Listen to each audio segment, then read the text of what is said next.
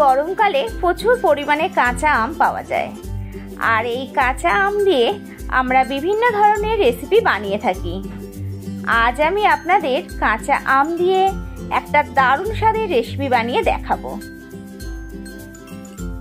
Hello friends, welcome to রুমাস kitchen and ব্লগে। তাহলে চলুন আমি আজ কাঁচা আম দিয়ে কি রেসিপি বানাই, আজ আমি সেটাই আপনাদের দেখাবো।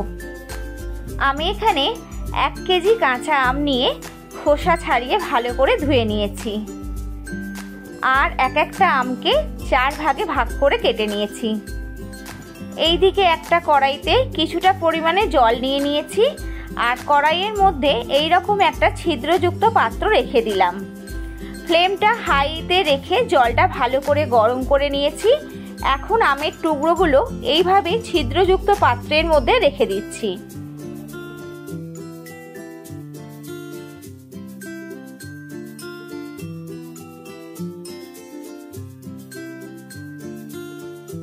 এখন আমি কড়াইয়ে ঢাকনা বন্ধ করে মিডিয়াম ফ্লেমে 10 মিনিট রান্না করে নেব।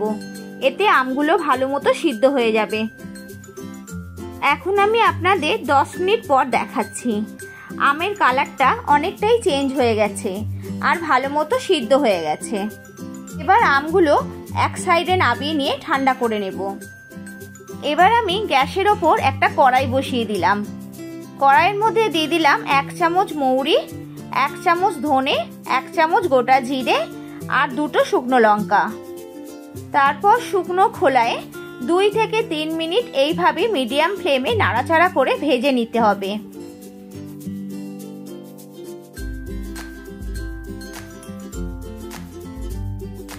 মশলাগুলো আমার 3 মিনিট মতো ভাজা হয়ে গেছে। এবার মশলাগুলো একটা বাটির মধ্যে ঢেলে নিয়ে ঠান্ডা করে নিতে হবে। সমস্ত মশলাগুলো ঢেলে নেওয়ার পরে আমি কড়াইয়ের মধ্যে দিয়ে দিলাম প্রায় 400 গ্রাম চিনি।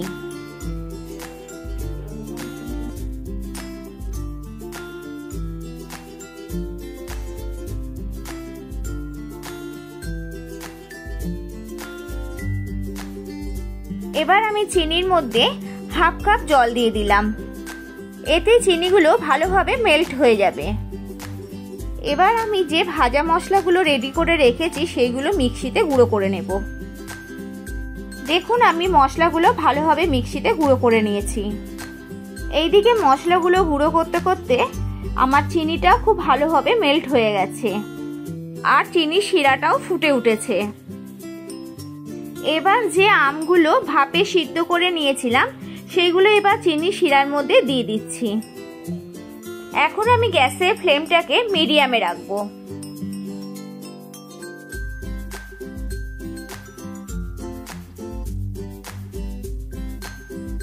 যে ভাজা মশলাটা আমি রেডি করে রেখেছিলাম সেই ভাজা মশলাটা এবার আমি দিয়ে দিচ্ছি।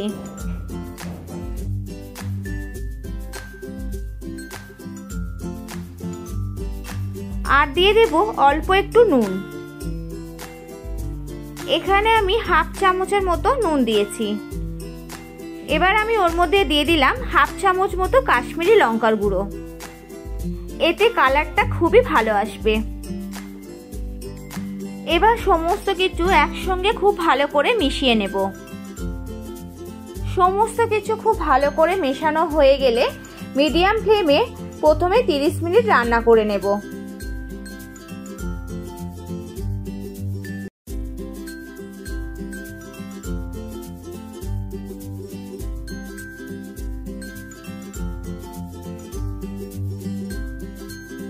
দেখুন 30 মিনিট পর আমি আপনাদের দেখাচ্ছি কালারটা কতটা চেঞ্জ হয়ে গেছে।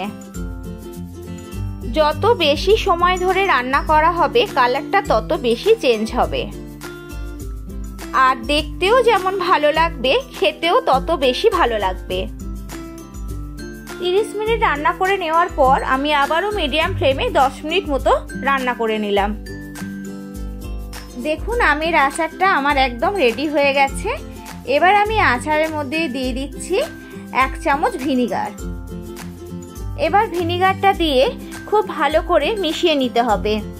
এতে আচারটা অনেক দিন ভালো থাকবে। এইভাবে একবার তেল ছাড়া আমের মশলা আচারের রেসিপিটা বাড়িতে বানিয়ে দেখতে পারেন। খেতে দারুণ লাগবে। এই দারুণ স্বাদের আচারের রেসিপিটা যদি আপনাদের ভালো লেগে থাকে তাহলে অবশ্যই একটা লাইক করে কমেন্টে জানাবেন কেমন লাগলো। আমার চ্যানেলের পুরনো বন্ধুদের জানাই অনেক অনেক ভালোবাসা, আর নতুন বন্ধুরা প্লিজ আমার চ্যানেলটিকে সাবস্ক্রাইব করে আমার পাশে থাকবেন, আর পাশে থাকা বেল বাটনটি কিন্তু প্রেস করতে ভুলবেন না, তাহলে আমার নিত্য নতুন ভিডিওর আপডেট আপনাদের কাছে খুব সহজেই পৌঁছে যাবে। আজ আমি এখানেই শেষ করলাম, আপনাদের সাথে আবার দেখা হবে নতুন কোনো ভিডিওতে। আপনারা ভালো থাকবেন, সুস্থ থাকবেন। ধন্যবাদ।